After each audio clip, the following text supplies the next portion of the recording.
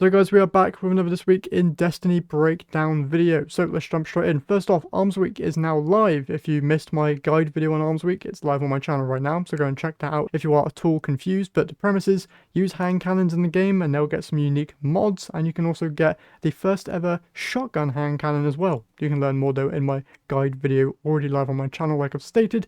Coil is now back inside of the game. If you played during Season of the Wish, this was the seasonal activity for that given season, and if you didn't play, this is now a good time for you to jump in and play it for yourself inside of the portal. Next up, Solstice goes live next week. This is the summer themed event. As you can see, we have some brand new armor sets here.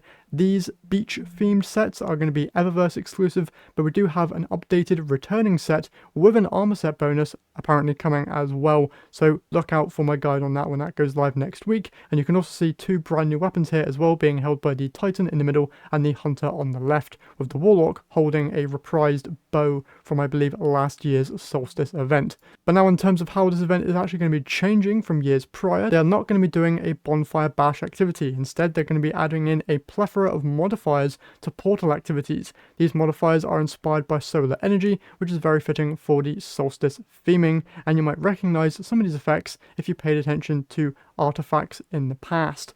So first up we have Hot Potato, where carryable solar flares occasionally drop from defeated combatants. Passing them between players increases the amount of damage they will do. Fired up, dealing damage and final blows from solar sources raises a heat meter. Once full, your weapons will cause solar explosions. Class Healing, heal yourself using your class ability. Igniter, precision hits against scorched targets cause ignitions. Now those aren't all of the things coming with Solstice in terms of modifiers, but those are the only ones that they are showing right now. And then they also say at the bottom here that this version of Solstice will have an event home and has a new and improved reward shop where you'll be able to purchase weapons directly up to tier 4 depending on your Guardian rank, as well as up to tier 4 weapons and armor engrams. There will also be glimmer stacks and enhancement cores if you need them, so just some confirmation that you will be able to get some pretty high tier loot from Solstice this year. Next though, let's talk Trials of Osiris going live tomorrow in the game, which comes with a whole load of new rewards, which are all going to be available, as they confirm later on that there is not going to be a featured weapon until the launch of Ash and Iron on the 9th of September. So when Trials is available for all of the weeks leading up until Ash and Iron, with the return of Iron Banner, you'll then be able to farm out literally all of the new Trials weapons, which includes the Auric Disabler Strand Precision Frame Auto Rifle, the Aorus Neutralizer Kinetic Spreadshot Hand Cannon, the Aisha's Embrace Void Rapid Frame Scout Rifle, the Forgiveness Arc Aggressive Frame Sidearm, and the Unwavering Duty Solar Adaptive Frame Machine Gun. So jump into Trials tomorrow, get all of those weapons at as high a tier as you possibly can. Fingers crossed that we can actually get these at higher tiers, from at least going flawless at the very least would be really nice to see. Next up, we have some more communication here coming from Edge of Fate in terms of missing patch notes. So first up, Solar Ember of Benevolence had its energy regen tuned during the stat rework. The amount of energy regen was reduced from 4x to 3x, and the duration of energy regen was increased by 1 second. Warlock's Touch of Flame was tuned during the stat rework, and the damage of solar and fusion grenades, when enhanced by Touch of Flame, were reduced by 10%.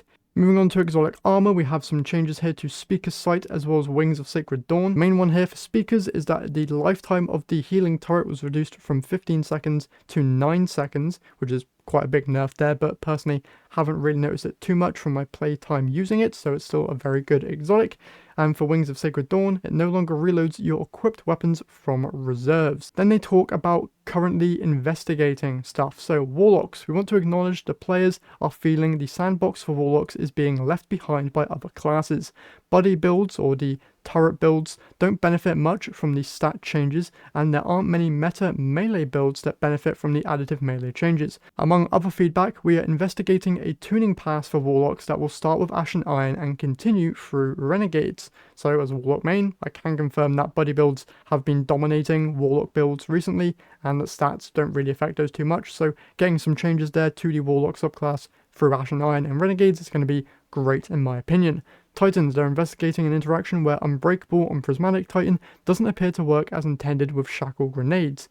Exotic armor, we are looking into issues and feedback regarding the following exotic armor, among others. Controverse Holds, Crest of Alpha Lupi, Nezarec Sin, Starfire Protocol, Crown of Tempest, Wings of Sacred Dawn, Inoia, which is the new Warlock gloves, Geomag Stabilizers, Boots of the Assembler, and Rhyme Coat Raiment. Reported issues: Warlock, handheld supernova damage was reduced by 20%. This was not intended and will be fixed in a future update. Sunbraces was tuned during grenade stat rework to function the same at 70 stat. Due to the stats threshold issue explained above, fewer grenades than intended were available at 70 stat. This should be corrected with the grenade stat fix in update 9.004. Titans, throwing hammer melee had a cooldown added to picking up the hammer, and its bounce was increased versus bosses. This was not intended and will be updated in 9.005. Stats, the weapon stat will still display a 6% PvP buff after update 9.004, despite being only 5%. This will be fixed in a future update. Hit markers should have been fixed with the 9.4 update. For weapons, Icebreaker swaps can provide ammo. We're looking to fix this in the long term, but we'll let it ride for now. And certain exotic bows don't interact with Hierarchy of Needs, Guidance Ring, and the behavior for projectile tracking has changed. Sprint, they are investigating reports that players will sometimes sprint but not gain the accompanying increase in movement speed. To work around this issue, if you encounter it, return to orbit and re-enter your activity. Sometimes just not worth doing that, but they should have a quick fix, which they mention later on. And artifact bonuses, they're tracking an issue where the application of new gear ornaments can increase the amount of damage resistance the player receives. This will be fixed in the future.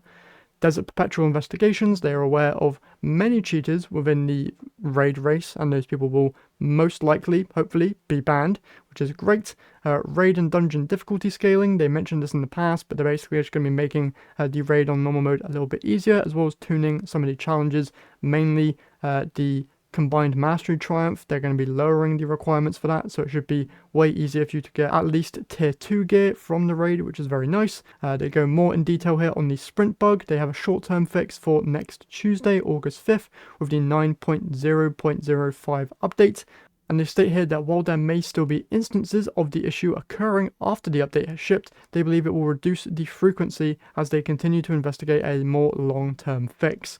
Then there's a budget build thing going on for the Desert Perpetual raid, which basically means some streamers are going to be streaming the raid on these given times and dates, and they're going to be giving away Year of Prophecy Ultimate Editions to viewers, as well as the All That emblem as well. So if you're interested in that, pay attention to the times that I just showed.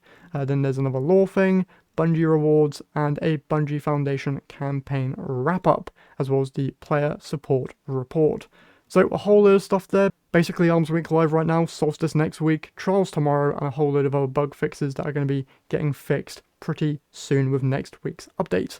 And yeah, that's it for this week's Twitter. If you want to read it for yourself, I'll have a link down in the description. But as always, hopefully you guys enjoyed. If you did, remember to leave a like and subscribe. And with that all said, I'll see you all in the next one.